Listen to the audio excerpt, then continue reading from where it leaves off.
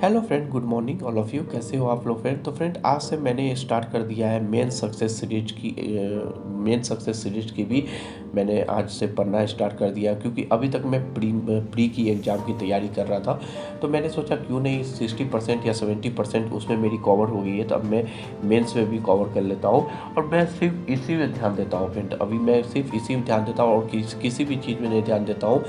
NCERT book में ये सब में मैंने कभी अभी तक मैंने उसकी बुक को छुआ भी नहीं है।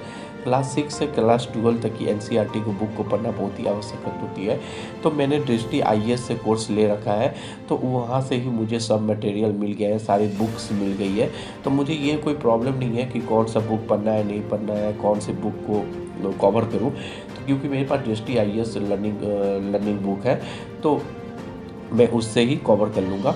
फ्रेंड, आप लोग को ये पता होना चाहिए कि किसी भी एग्ज़ाम को देने से पहले आपके सामने 2 प्रारंभिक परीक्षा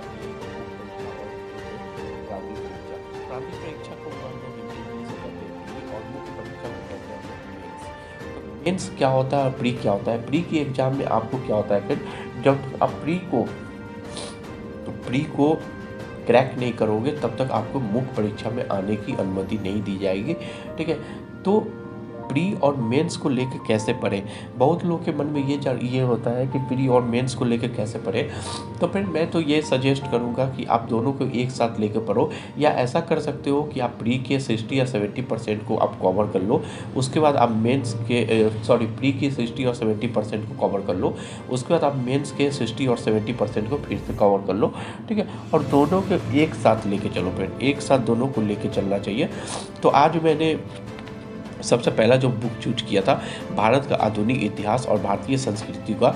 तो फ्रेंड, मैंने जब उसमें पहला चैप्टर पढ़ा था, वो तो भारत में ब्रिटिश विषय और सृष्टिकरण के बारे में था। इसमें क्या था फ्रेंड, मैंने 5-6 टॉपिक्स को कवर कर रखा था। मैंने इंपॉर्टेंट टॉपिक को कवर किया था। ठीक है? 5-6 जो थे उसमें इंपॉर्टेंट टॉपिक्स, तो मैंने उसको कवर कर लिया था। तो मैंने सोचा क्यों ना उसकी एक रफ बना ली जाए, शॉर्ट नोट्स की रफ। मैं अभी सोचा कि क्यों ना 5-6 टॉपिक्स को मैंने कवर कर लिया, तो उसकी एक छोटी सी रफ कर ली जाए नोट्स की। तो जो मैं नोट की रफ कर लिया। और तो फिर उसमें मैंने कौन कौन से टॉपिक्स को कवर किया है, इंपॉर्टेंट टॉपिक्स को मैंने किया था। भारत में यूरोपियन कंपनी का आगमन कब हुआ था। दूसरा मैंने किया था भारत में पुर्तगाली शक्ति का उदय कब से हुआ था। ठीक है? तीसरा मैंने किया था पुर्तगाली शक्ति का पतन कब हुआ था फिर, और पुर्तगाली शक्ति के पतन के मुख्य कारण क्या थे, डच के बारे में, अंग्रेज के बारे में, और ऐसा कौन सा कारण था जिसमें भारत में अंग्रेज को सफलता प्राप्त हुई। ठीक है? तो मैंने इन सभी के बारे में शॉर्ट नोट्स बना लिया है, क्योंकि मैंने अभी रब किया है। अभी मुझे 5-6 टॉपिक्स और इम्पोर्टेंट इसमें से लिखनी है। जो सबसे ज़्यादा इम्पोर्टेंट होगी मैं उसी को नोट्स में अपने लूँगा, अन्यथा मैं उसे छोड़ दूँगा। ठीक है?